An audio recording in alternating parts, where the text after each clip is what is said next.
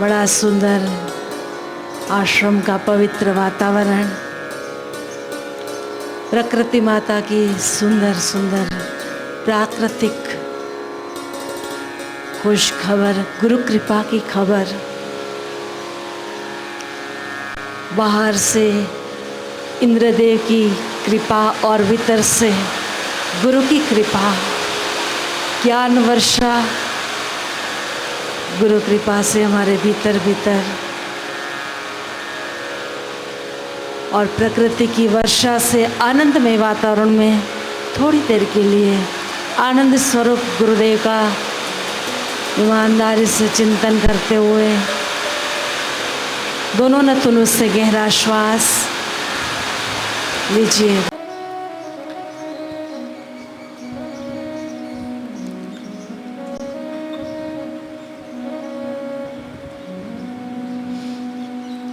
सेवक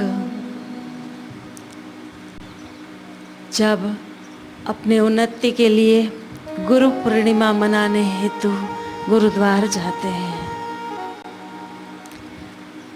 गुरुद्वार जाने का यही अर्थ है। हमारे धर्मशास्त्र कहते हैं हमारे लघु विचार, छोटे विचारों से हमारी पूर्ण विराम हो जाए और हम विशालता में जग जाए।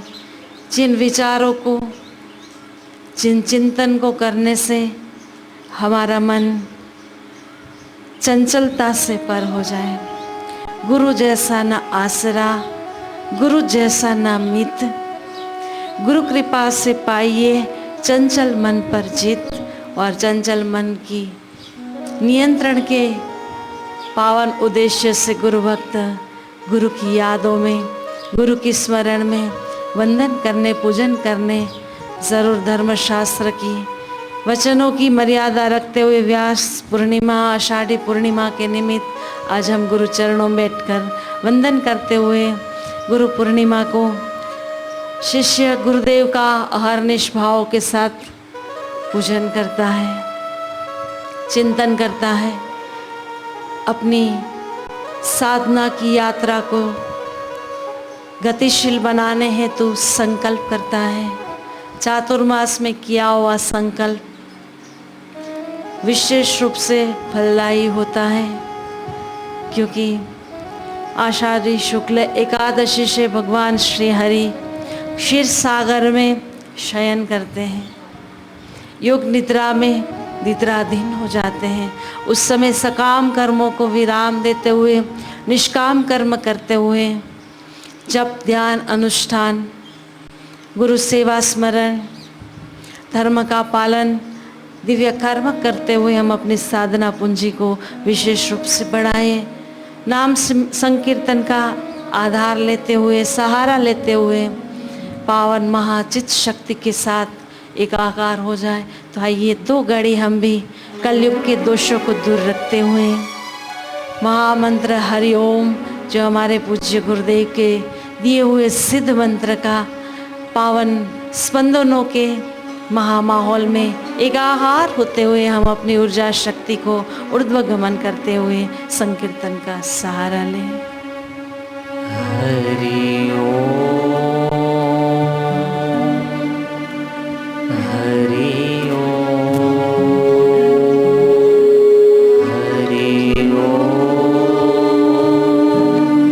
हरि ओम, हरि ओम, हरि ओम, हरि ओम, हरि ओम।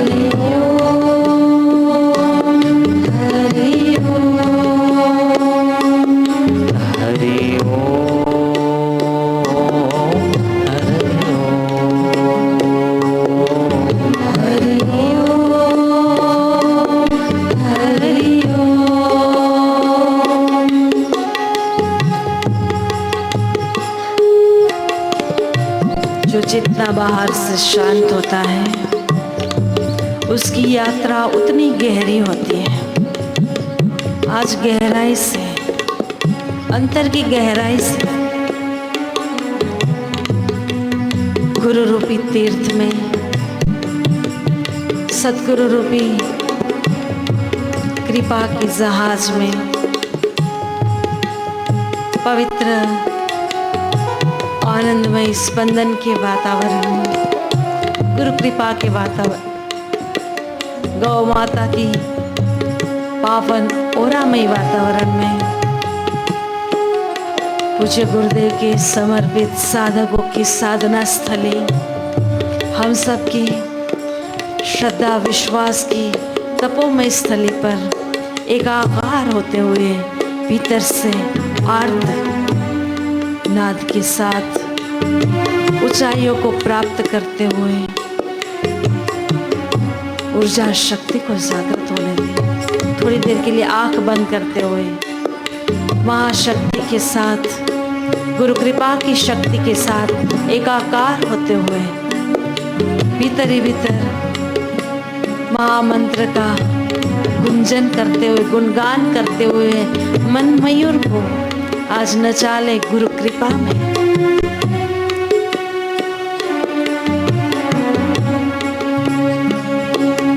हरि ओम, हरि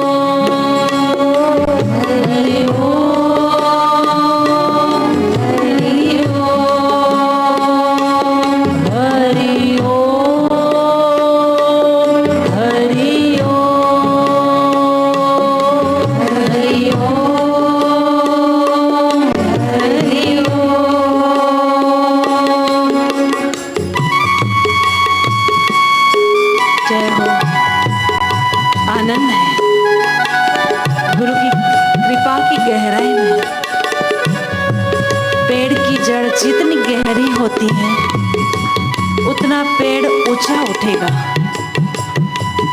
स्वयं में गहराई में सुख वो ही पाएगा जो ध्यान की गहराई में सुख पाता है। कोई बाह्य इच्छा नहीं, जैसे पपीहे को किसी भी जल बिंदु से कोई अपेक्षा नहीं, कोई इच्छा नहीं, ऐसे ही गुरु कृपा के प्यासे साधकों को किसी भी प्रकार की कोई इच्छा नहीं, मात्र और मात्र गुरु कृपा की, गुरु की दिव्य छत्र छाया की गहराइयों में आज गोते लगाते हुए एक ध्यान अपने चित्त वृत्ति को गुरु के साथ एकाकार करते हुए मंत्र शक्ति का सहारा लेते हुए गंगा जी के जल की नाई निर्मल बनते हुए पापों से, तापों से, अज्ञानता से हमारा मन निर्मल होकर उसी निर्मल मन से हम गुरु को सहस्नेह भेंट चढ़ाए। भीतर ही भीतर गुरु चरणों में वंदन करते हुए गुरु चरणों में भेंट चढ़ाते जाए। हरि ओम, हरि ओम,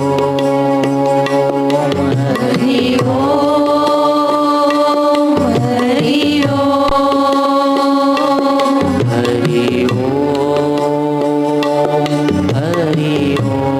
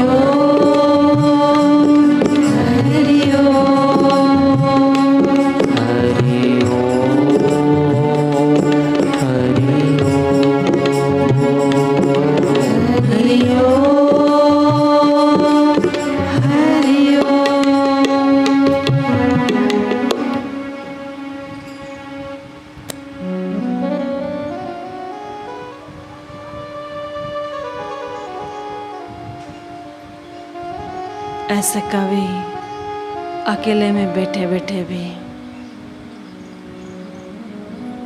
गुरु ज्ञान की गहराई में गोते लगाते हुए, पुकार करते हुए गुरु के साथ एकाकार हो जाए।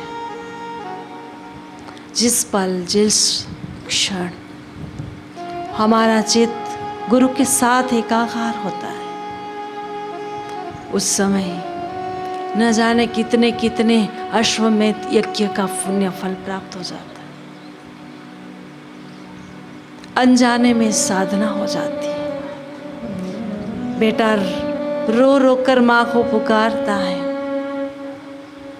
पंचभौतिक शरीर रूपी माँ उस बच्चे की रुदन को देख सुनकर तुरंत दौड़े तो चले आती है। बच्चे से कई बार दूर होती है, काफ़ी दूर होती है, लेकिन बच्चा जब रोता है ईमानदारी से अपने माँ के लिए, माँ के भीतर आवाज़ सुनाई देती है, मेरा बेटा मुझे याद कर रहा है। एक पंचभौतिक शरीर को जन्म देने वाली माँ को बच्चे की याद आ जाती है और माँ दौड़े दौड़े अपने बच्चे को उठा लेती है।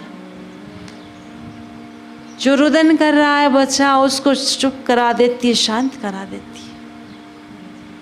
बस मांग सच्ची होनी चाहिए। बच्चा जैसे निर्दोष हृदय से, निर्दोष भावों से माँ के लिए रोता है। कई बार परिवार वाले उनकी रुदन रोकने के लिए कुछ कुछ चीज़ें देते हैं, कुछ खाने को देते हैं, कहीं खुली हवा में लेकर जाते, लेकिन बच्चा जब ईमानदारी से माँ के लिए रोता है तब बच्चा चुप नहीं होता है। पर जैसे माँ आती है, माँ की गोदी में जाता है, तुरंत बच्चा शांत हो जाता है, चुप हो जाता है। एक पंचभौतिक शरीर को जन्म देने वाली माँ में इतना महत्व है, तो सद्गुरु रूपी माँ, सद्गुरु रूपी माँ के भीतर कितना कितना करुणा भरी हुई है, कितनी कृपा भरी हुई है। स्वामी विवेकानंद जी कहते थे 84 लाख माताओं का हृदय एक करो तब सद्गुरु का हृदय बनता है। इतनी करुणा से भरा हुआ है गुरु का हृदय। शिष्य को तो पार करने का जैसे उन्होंने, गुरु ने ही जिम्मेदारी ले लिया है। शिष्य चाहे कितनी भी गद्दारी करे, बेवफाई करे, पर गुरु कभी अपने शिष्य को नहीं बिसारते।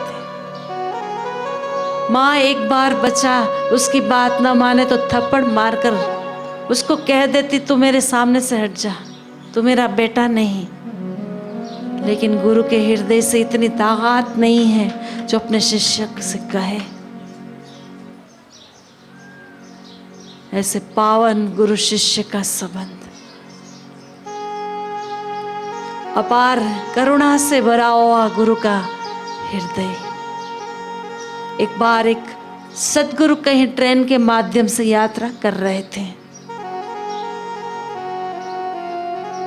सामने एक यात्री सज्जन बैठा हुआ था। हृदय में मानवता जरूर थी, पर सही दिशा प्राप्त नहीं हुई थी। सत्संग के अभाव में व्यसनों में फंसा हुआ था।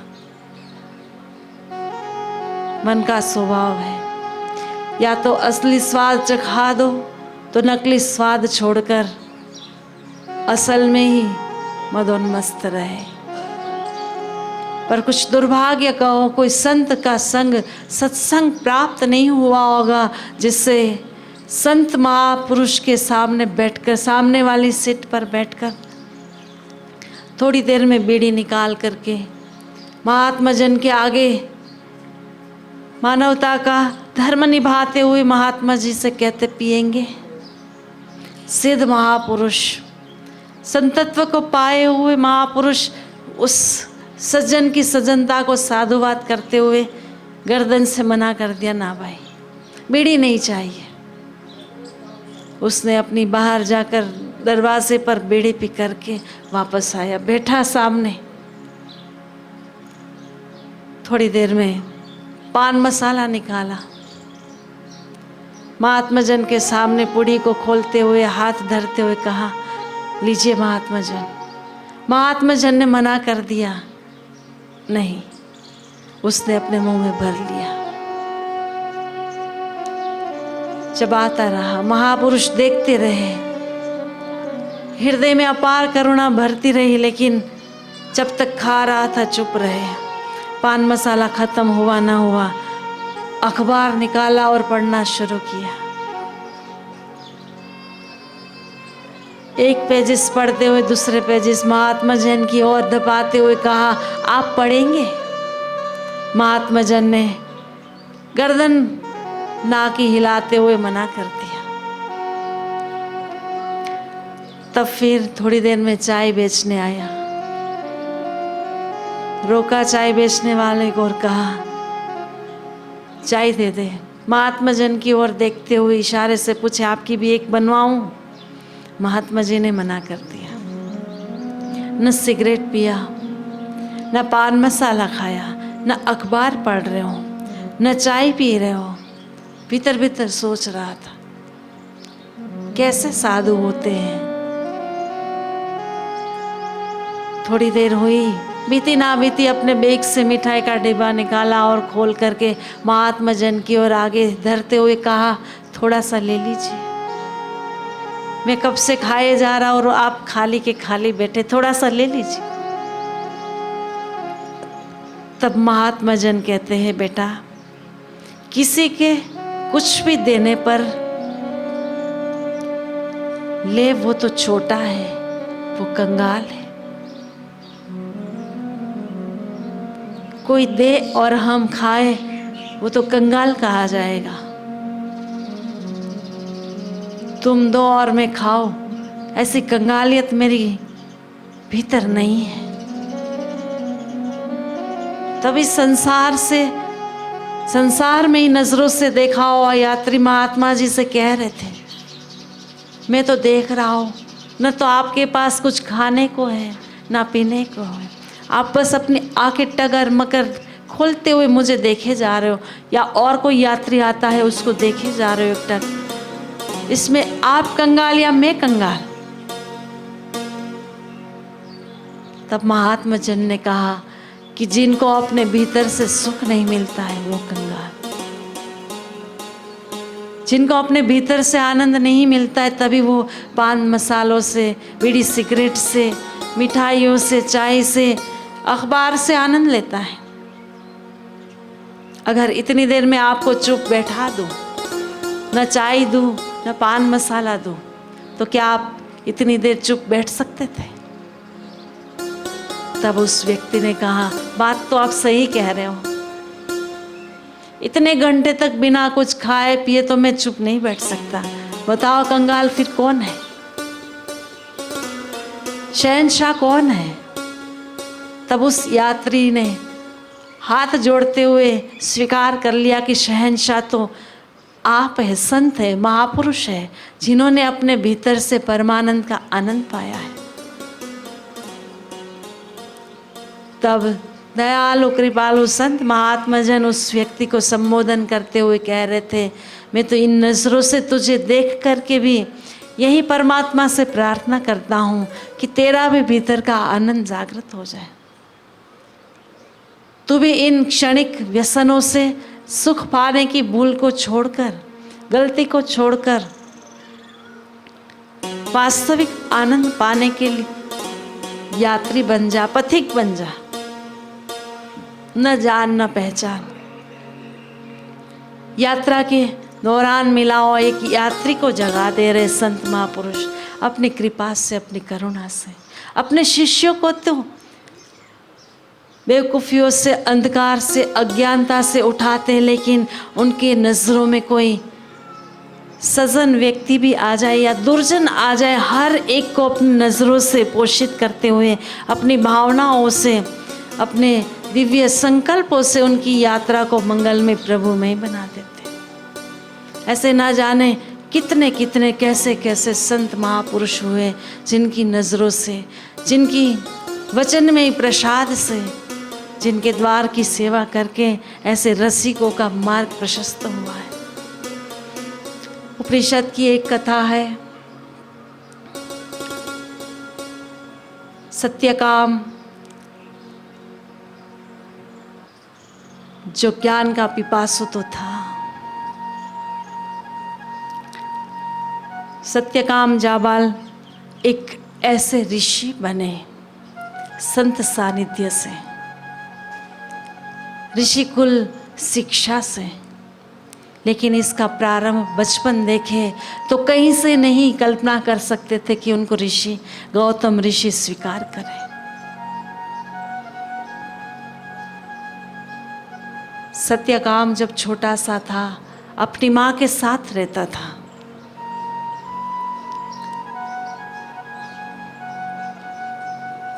बारह साल का हुआ, एक बार माँ से कह रहा था, माँ मुझे भी गुरुकुल में भेज दे, मैं गुरु चरणों में बैठकर ज्ञान को पाऊं, शिक्षा को प्राप्त करूं। तब माँ ने आशीर्वाद देते हुए कहा, धन्य है बेटा, जाओ आप गुरुकुल में जाओ, गुरुओं के चरणों में रहकर शिक्षा को प्राप्त करो, ज्ञान को प्राप्त करो। तब सत्यकाम ने अपनी माता से पूछा कि माँ, जब मैं गौतम ऋषि के चरणों में ज्ञान प्राप्ति के लिए जाऊंगा तब मुझे पूछा जाएगा, मुझसे पूछा जाएगा तेरा गोत्र कौन सा है, तो माँ मुझे बता दे मैं किस गोत्र से हूँ। अब माँ ये नहीं बता पा रही थी कि उसका कौन सा गोत्र है। आगे सत्यकाम पूछता है कि मेरा पिता कौन है।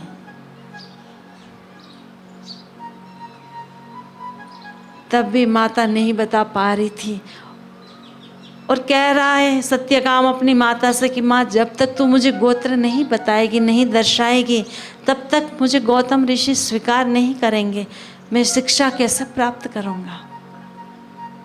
तब माँ ने कहा, मैंने कभी आपके पिता से पूछ नहीं पाई, मैं युवावस्था में थी और तेरा जन्म हो गया था, कभी मेरी हिम्मत नहीं बनी, मैं सेवा में संलग्न रही, कभी पूछ नहीं पाई हमारा गोत्र क्या है। तब सत्यकाम चिंता करने लगा और सोचने लगा भीतर भीतर कि अगर मुझे गोत्र नहीं पता लगेगा तो मैं ज्ञान कैसे पाऊंगा। पूर्व के समय में गुरु गोत्र पूछे बिना शिष्य को स्वीकार नहीं करते थे।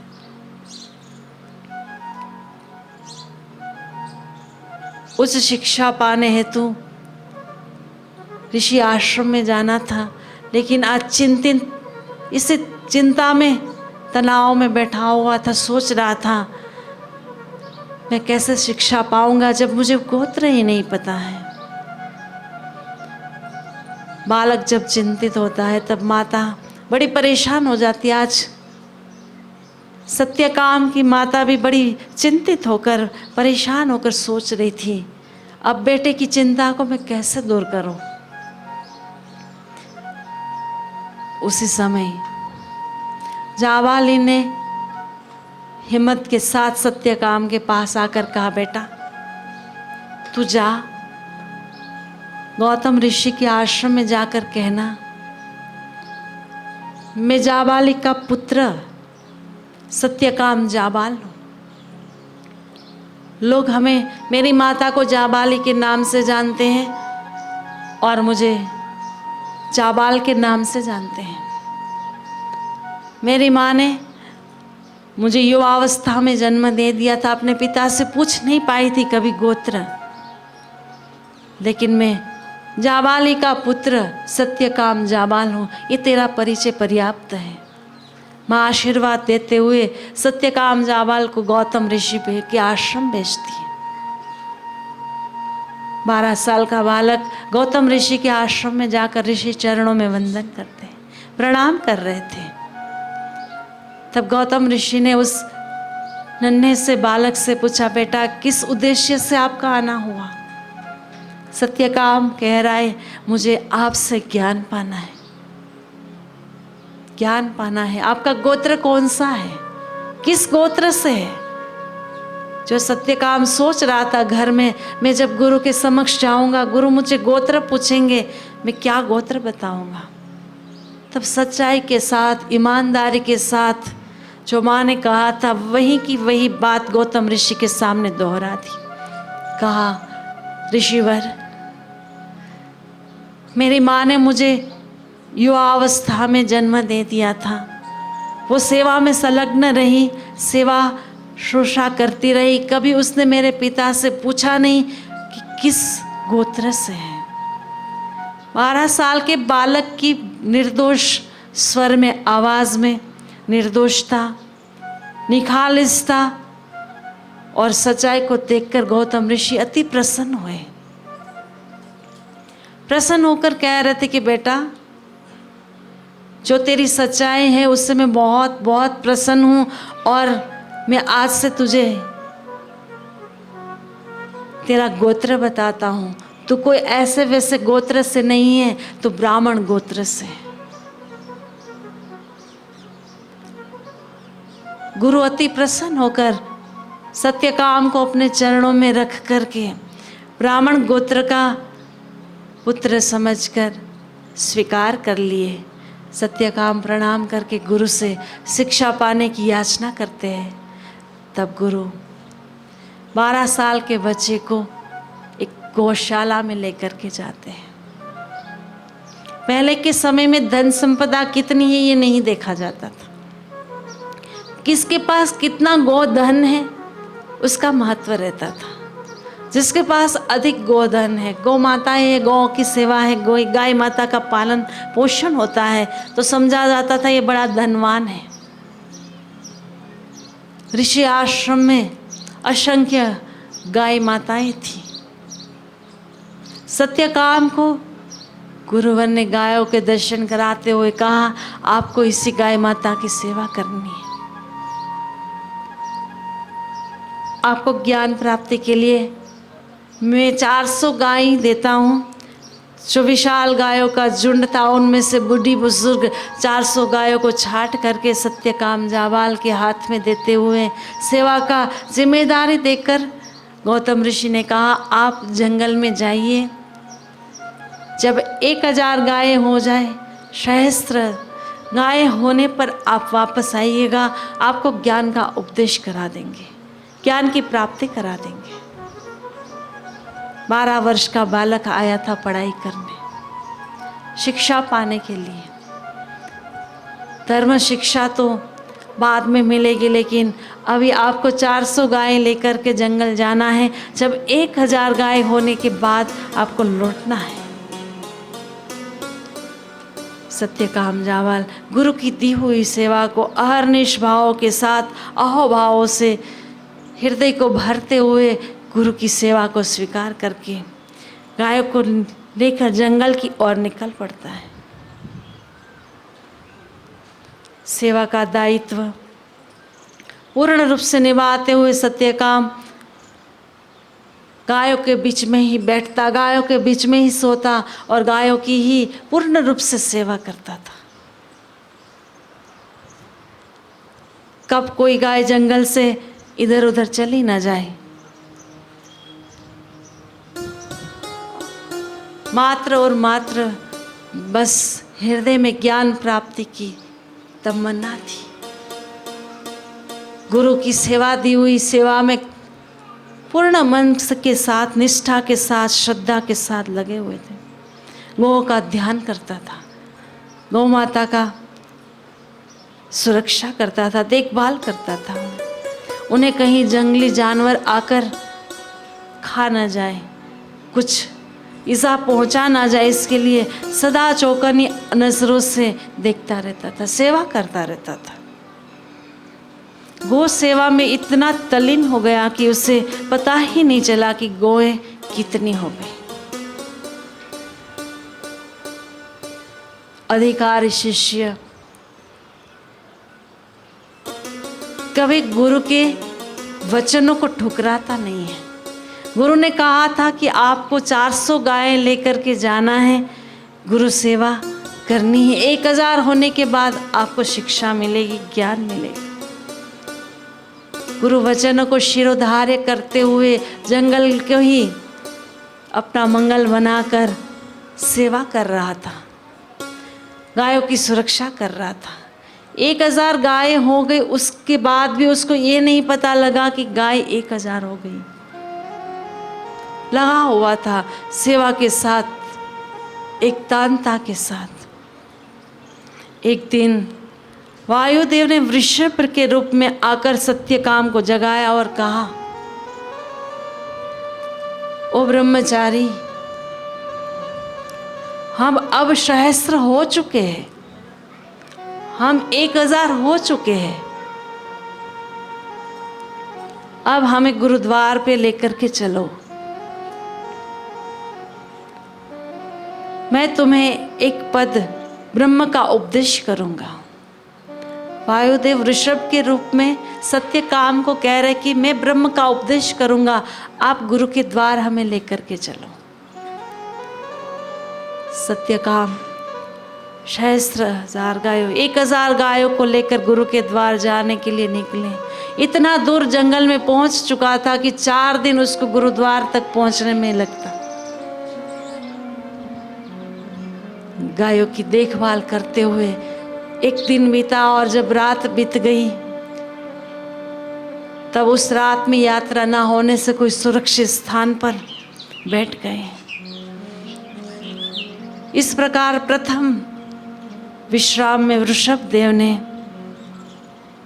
पाद का उपदेश दिया, पाद ब्रह्म का उपदेश दिया।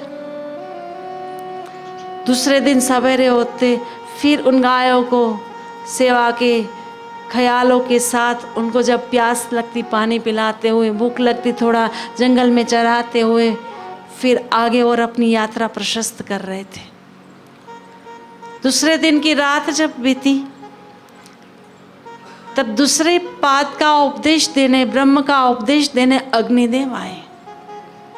सत्यकाम को दूसरी रात में पाद ब्रह्म का उपदेश अग्निदेव दे रहे थे। जब देवों ने ब्रह्म का उपदेश, पाद उपदेश देते देते सत्यकाम की स्थिति को जाना, अहर्निश गुरु का चिंतन और हाथों में सेवा, न अपना कोई ख्याल था, न देह भाव था, न चित्त कहीं क्षणिक सुखों में थे। मात्र और मात्र ज्ञान की पिपासा, उसी पिपासा से और आगे की यात्रा करते हुए तीसरा दिन का सूर्योदय हुआ। गायों को आगे लेते हुए, चराते हुए, पिलाते हुए आगे जा रहा था। तीसरे दिन की रात बीती, तब फिर रात्रि के मध्याह्नकालीन समय में हंसों ने ब्रह्म का उपदेश दिया सत्यकाम जाबाल।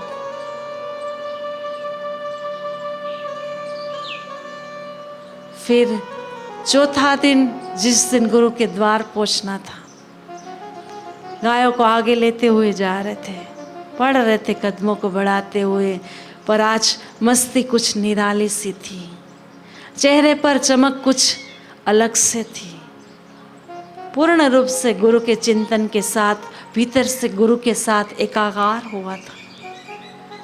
पाद ब्रह्म का उपदेश सुनते सुनते ब्रह्म क्षत्रिय गुरु की यादों में वो इतना तन्मय था, भीतर से गुरु की ऊर्जा शक्ति के साथ एक होकर आगे चल रहा था। लेकिन उस दिन भी गुरुद्वार नहीं पहुंच पाया। गायों की सेवा, गायों की देखभाल करते करते उस रात को भी जंगल में ही रुकना हुआ। और उस रात को चौथा पाद का उपदेश देने मत गुरु नाम का जलचर पक्षी आया। उस जलचर पक्षी ने ब्रह्म पाद का उपदेश दिया चौथे दिन। जब 5वें दिन गुरु के द्वार पहुंचता है 1000 गायों को लेकर, और गायों की देखभाल को देखकर गुरु भी अति प्रसन्न हुए और गुरुदेव के चरणों में आकर सत्यकाम जाबाल कहता है, गुरु महाराज आपकी दी हुई सेवा पूर्ण रूप से 1000 हो चुकी है, अब आप मुझे ज्ञान का उपदेश दीजिए। जब गुरु ने सत्यकाम जाबाल की ओर देखा, नजरों से नजर मिलाते हुए चेहरे पर जो लालिमा छाई हुई थी ब्रह्म की स्थिति की, और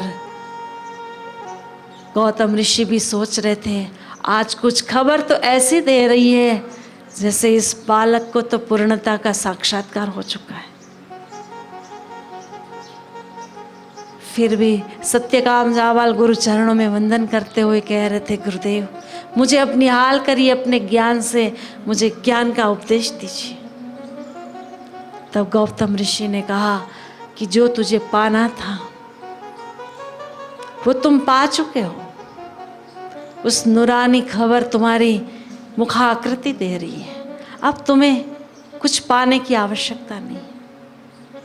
लेकिन गुरु चरणों का अनुरागी शिष्य कहता है, किसने क्या उपदेश दिया वो सभी बातें बताते हुए कह रहे थे, एक रात में वायुदेव वृषभ के रूप में आकर के मुझे ब्रह्म का उपदेश दे रहे थे। मेरी स्थिति बन रही थी, मुझे समझ आ रहा था मैं उस ब्रह्म चिंतन के साथ एकाकार जरूर हुआ था, पर मुझे सदा याद आपकी बनी रही।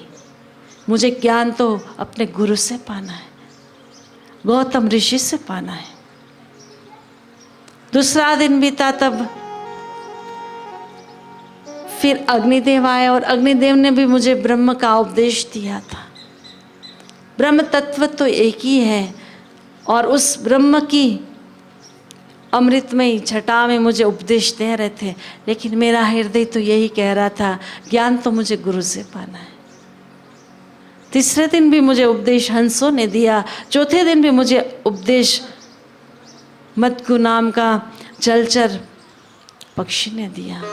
लेकिन गुरुदेव मैं निहाल तो तभी मानूंगा अपने आप को जब आप मुझे उपदेश देंगे।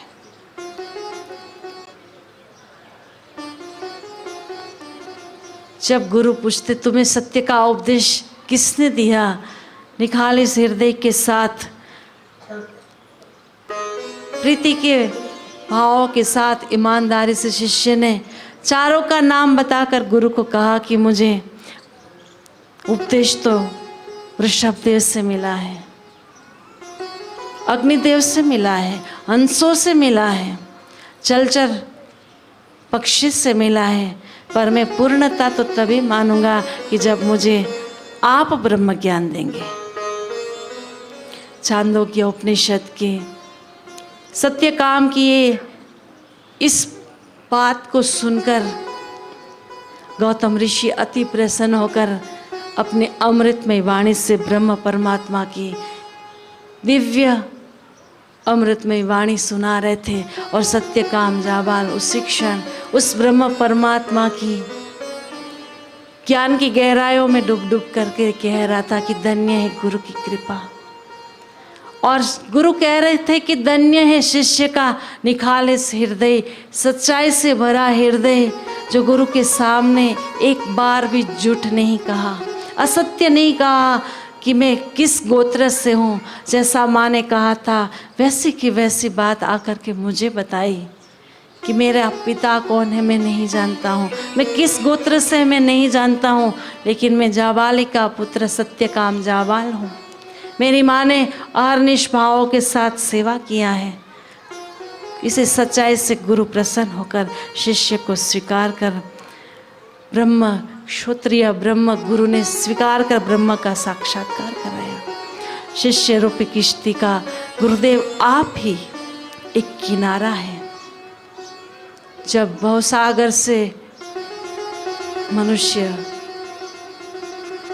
तैरता डूबता है, उस समय अगर कोई भी शिष्य गुरु चरणों में जाकर सच्चाई और ईमानदारी से प्रार्थना करे तो गुरु कृपा जरूर जरूर उसकी नाव को, नैया को संसार से पार कराती है। एक गुरु पूर्णिमा महापर्व हमें याद दिलाता है कि हमारे जीवन में सच्चाई आ जाए, हमारे जीवन में ईमानदारी रहे। जहाँ ईमानदारी है, सच्चाई है, वहाँ गुरु कृपा अवश्य अवश्य है। जब कर्ण को शिक्षा पाने का जुनून हुआ, मुझे भी धनुर्विद्या प्राप्त करनी है। जंगल में अर्जुन को देखा था धनुर्विद्या की शिक्षा प्राप्त करते हुए। कर्ण के भीतर भी हुआ, मुझे भी ज्ञान पाना है, शिक्षा पानी है, ब्रह्मास्त्र का ज्ञान पाना है। उसी समय कर्ण ने भी गुरु द्रोणाचार्य के चरणों में प्रार्थना किया और कहा मुझे शिक्षा दीजिए। गुरु ने गोत्र पूछा। कर्ण उस समय कहा मैं नहीं जानता, मेरा कौन सा गोत्र है, क्या कुल है। मेरा आधे का पुत्र के नाम से जरूर लोग मुझे जानते हैं। तब गुरु द्रोणाचार्य जी ने शिक्षा देने के लिए मना कर दिया था। कहा हम तो ब्राह्मण और क्षत्रिय कुमारों को ही शिक्षा दे सकते हैं, हमारी मर्यादा है। तब कर्ण परशुराम जी के चरणों में जाकर कह रहे थे मुझे आपसे शिक्षा पानी है। परशुराम जी ने पूछा आपका कुल गोत्र का क्या है। तब कर्ण ने बताया मैं ब्राह्मण हूँ। जानबूझकर सामने से असत्य बोलते हुए एक ब्रह्मास्त्र की शिक्षा पाने के लालच में गुरु से झूठ बोल लिया था। कहा था कि मैं ब्राह्मण हूँ। परशुराम जी ने शिक्षा देना आरंभ कर दिया। शिक्षा में पारंगत भी हुआ था। जैसे गुरु बताते थे बड़ी मेहनत के साथ वो अभ्यास करता था। एक दिन अभ्यास कर रहा था जंगल में करना, और गाय रास्ते में जा रही थी, उसको तीर लगने से गाय की मृत्यु हुई थी। एक ब्राह्मण की गाय को मारने का अपराध उस ब्राह्मण देवता ने कर्ण को कहा था कि भले तू ब्रह्मास्त्र का शिक्षा प्राप्त कर लेगा, पर वो शिक्षा तुझे कष्ट के समय में काम नहीं आएगी, क्योंकि कुछ न कुछ तो तेरा दोष है जो तू पूर्ण रूप से सफल नहीं है। गौ हत्या तेरे अभ्यास के कारण हुई है, उसका दोष तो जरूर लगेगा। आध्यात्मिक जगत की बड़ी रहस्यमयी शिक्षाएं हैं। तभी हमारे शास्त्रों ने कहा धर्म का आचरण करते हुए जिसके हृदय में धर्म है वो असत्य से बचेगा। कई बार लगता है एक छोटा सा तो बात है, बात बात में इतना कहने से क्या है, लेकिन एक छोटा सा झूठ न जाने कहाँ से कहाँ हमें श्रापित कर देता है। कर्ण ने मूल में अपने गुरु से झूठ बोला था कि मैं ब्राह्मण हूँ। वास्तव में उसको नहीं पता था उसका कुल गोत्र क्या है। फिर वो आगे अभ्यास करते करते इतना पारंगत हुआ। एक बार परशुराम जी के साथ कहीं घोर जंगल से यात्रा कर रहे थे। गुरुदेव अति यात्रा से थकान महसूस कर रहे थे। एक पेड़ के नीचे विश्राम के लिए रुके। कर्ण की गोद को तकिया बनाकर गुरु महाराज लेटे हुए थे, आराम कर रहे थे, विश्राम कर रहे थे। उसी समय कहीं से जंगली एक कीड़ा आकर कर्ण की जांघ को काट रहा था, जिसे खून पिया कीड़ा बोला जाता है। मनुष्य का खून चूसता रहता है। अब इतना जोरों से कर्ण की जांघ में उस कीड़े ने काटा, पूरा खून निकल निकल करके बह रहा था। कर्ण दृढ़ता के साथ बैठा रहा, क्योंकि जिस गोदी में मेरे गुरु विराजमान है, मेरे सदगुरु का मस्तक है, अगर मैं हिलूंगा डोलूंगा तो उनकी निद्रा खंडित होगी, मुझे दोष लगेगा। सेवा का बड़ा पुण्य था, सेवा का बड़ा भाव था, दान में भी अग्रगणी थी। अपने पास जो भी है उसका दान पूर्ण रूप से करता था, लेकिन बस गुरु से एक चीज को छुपाया था, नहीं बताया था कि मैं क्या हूं, मैं नहीं जानता हूं। शिक्षा की लालच में कह दिया था कि मैं ब्राह्मण हूं। जैसे ही खून की नदी बहते बहते गुरु के कानों के पास गई, शरीर को स्पर्श हुआ, गरम गरम लगा और गुरु की निद्रा खुली। देखा कि मेरे शिष्य की जांघ में कीड़ा काट रहा है और वो दृढ़ता से बैठा हुआ है, ना पैर को हिला रहा है, ना इधर जा रहा है, ना उधर जा रहा है। क्या बात है। तब गुरु परशुराम जी समझ गए जरूर ये ब्राह्मण नहीं है। ब्राह्मण शरीर कभी ऐसे वज्र की नहीं बैठ पाता, वो तुरंत चीख लेता या उठ जाता, कुछ तो बोल देता, ये जरूर क्षत्रिय है। गुरु जान गए और कहा कि तूने मेरे साथ झूठ बोला है, असत्य बोला है, तू ब्राह्मण कुल से नहीं है, तू क्षत्रिय कुल से है। आज मैं तुझे श्राप देता हूँ, तूने मेरे सामने झूठ कहा है। तो जब तू युद्ध संग्राम में शत्रुओं से घिरा हुआ होगा और जिस समय तू अनुसंधान करेगा ब्रह्मास्त्र का, उसी समय तू इस विद्या को भूल जाएगा। ये मेरा श्राप है, अगर तू क्षत्रिय है तो। और हुआ भी ऐसा ही, जब पांडव और कौरव का युद्ध शुरू था, कर्ण के सामने जब अर्जुन तीरों की वर्षा बरसाता हुआ आगे चल रहा था, उस समय अब संकट में घड़ियों में कर्ण को चाहिए था ब्रह्मास्त्र का ज्ञान, उसी समय ही भूल गया था। गुरुद्वार और गुरु के समक्ष बेईमानी न जाने कहाँ से कहाँ हमें संकट में डाल देगी। और गुरुद्वार की हुई अहर्निश भाव की सेवा, सच्चाई, ईमानदारी ना पता था, लेकिन फिर भी सत्यकाम जाबाल को गुरु ने कहा कि तेरा कुल ब्राह्मण कुल है, ब्राह्मण गोत्र से है तू, और तू ज्ञान का अधिकारी है। वास्तव में एक सच्चाई के प्रताप से सत्यकाम जाबाल ने गुरु की सेवा से सफलता को प्राप्त करके जीवन का जो महा आनंद है, महा महोत्सव है, उस ज्ञान को पा लिया। कैसी गुरु की कृपा और कैसी गुरु की नज़र। वो अधिकारी साधक शिष्य ही समझता है कि गुरु के नज़रों से, गुरु की ईमानदारी से की हुई सेवा कहाँ से कहाँ पहुँचाती है।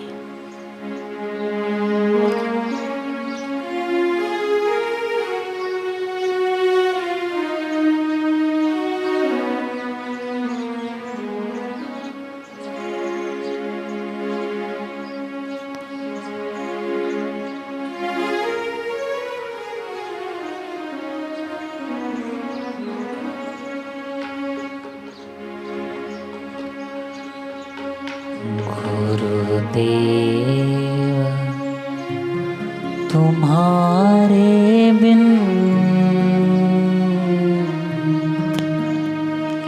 अब कौन हमारा है। स्वार्थ की ये दुनिया है, बस तेरा सहारा है। गुरुदेव तुम्हारे बिन अब कौन हमारा है।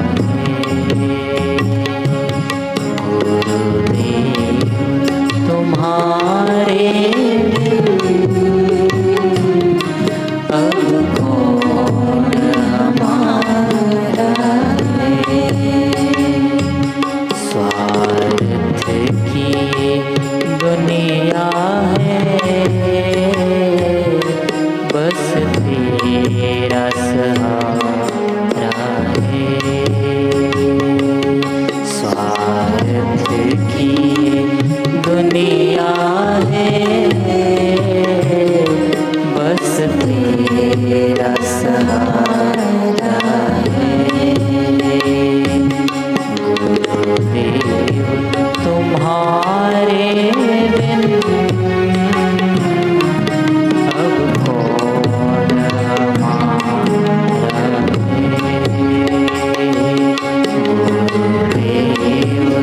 तुम्हारे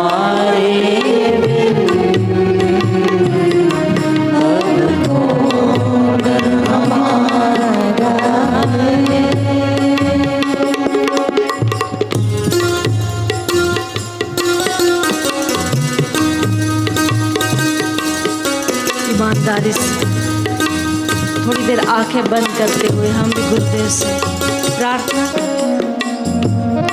किसी किसी को 20-20 साल हो गए दीक्षा लिए, अभी तक हमने भी पूर्ण रूप से अपने गुरु को नहीं समझ पाए। गुरुदेव ने रात दिन एक करते हुए हमें ब्रह्म को परोसा, ब्रह्म ज्ञान दिया, दिव्य गुरु का द्वार दिया। समय समय पर हर एक पर्व में गुरुदेव ने हमें अपने अमृत में ज्ञान के वचनों से पोषा है। हमें भी वही धर्म की शिक्षा दिया है, वही ज्ञान दिया है जो पूर्व काल में हमारे ऋषि मुनियों ने दिया था। हर एक शास्त्र पढ़ ले, उपनिषद पढ़ ले, ऐसी कहाँ हमारी मति, लेकिन गुरु कृपा ने हमें हर एक शास्त्र, हर एक उपनिषद को सार में सार करके हर एक शिष्य को परोसा है। हृदय को पवित्र करने हेतु भगवान नाम मंत्र दीक्षा दे दी, नियम दे दिया, कम से कम 11 माला तो करनी है, जिससे मति का नियंत्रण बना रहे। कभी तो हमें ज्ञान देकर उच्च शिखर की यात्रा करवाते, कई बार हंसाकर हमें इस संसार से परमात्मा का प्रसाद पाने के मार्ग पर ले जाते हैं। और यही भगवान की निशानी है जो भक्त को परमात्मा की यात्रा करा दे। तो ऐसे गुरु की समीक्षा करते हुए, गुरु की याद को हृदय में भरते हुए, आज गुरु पूनम पर वंदन करते हुए गुरुमय होते जाओ। कभी आके हंसाते हो, कभी जाके रुलाते हो, कभी आके हंसाते हो, कभी जाके रुलाते हो, कभी आके हंसाते हो, कभी जाके रुलाते हो, कभी आके हंसाते हो, कभी जाके रुलाते हो। भक्तों के लिए भगवन ये खेल तुम्हारा है, भक्तों के लिए भगवन ये खेल तुम्हारा है। गुरुदेव तुम्हारे बिन अब कौन हमारा है। गुरुदेव तुम्हारे बिन अब कौन हमारा है। स्वार्थ की दुनिया है, बस तेरा सहारा है।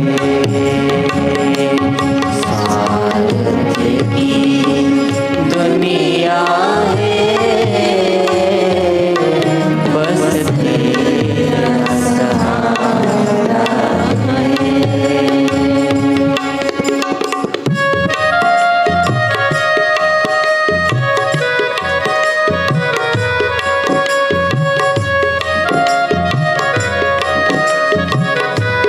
निस्वार्थ जब गुरु की याद हृदय में आ जाती है, स्वतः ही धर्म धारण हो जाता है, स्वतः ही साधना का पथ प्रशस्त हो जाता है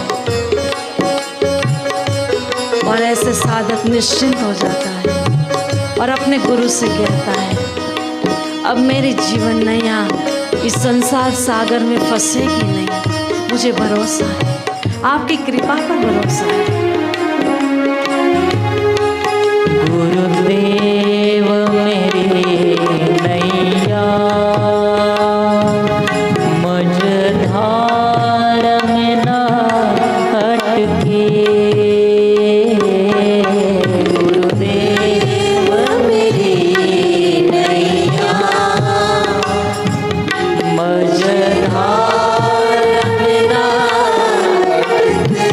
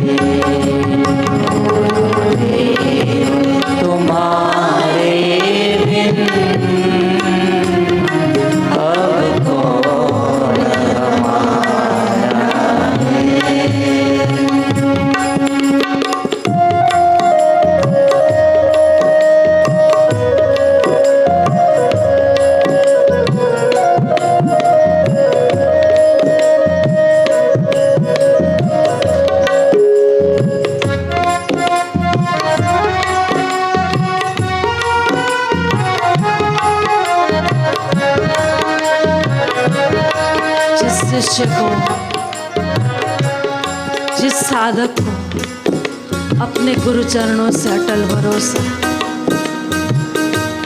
विश्वास पक्का है, वो शिष्य पूर्ण रूप से अपने स्वास्थ्य का ख्याल कर ले। एक होती है शरीर की बीमारी और दूसरी होती है जन्म मरण की बीमारी। जब शरीर बीमार होता है तो वैद्य के पास या मंत्र उच्चारण करके उपचार करके अपने आप को स्वस्थ कर लेते हैं। लेकिन ये जन्म मरण की बीमारी जब लग जाती है, अज्ञानता के कारण जब मार्ग नहीं सूझता है, तब ईमानदारी से सुबह शाम जबकि अवकाश मिलता है, गुरु चरणों में आर्त प्रार्थना करते हुए विश्वास के साथ की हुई प्रार्थना अवश्य अवश्य गुरु कृपा से फलीभूत हो। इसीलिए आज साधक गुरु चरणों में निवेदन करते हुए कहते हैं, मुझे आपके सामर्थ्य पर भरोसा है। एक बार मैं आपकी नज़रों में आया, आपके वचनों से मुझे ब्रह्म का उपदेश मिला। अब ये मेरी जीवन नैया कभी महाबीमारी में नहीं फंसेगी, नहीं हटेगी। इसी भरोसे से साधक गाता है गुरु चरणों में, विधाता के चरणों में अपने भाग्य को लिखता है। तुम हो समर्थ दाता, मेरे भाग्य विधाता हो।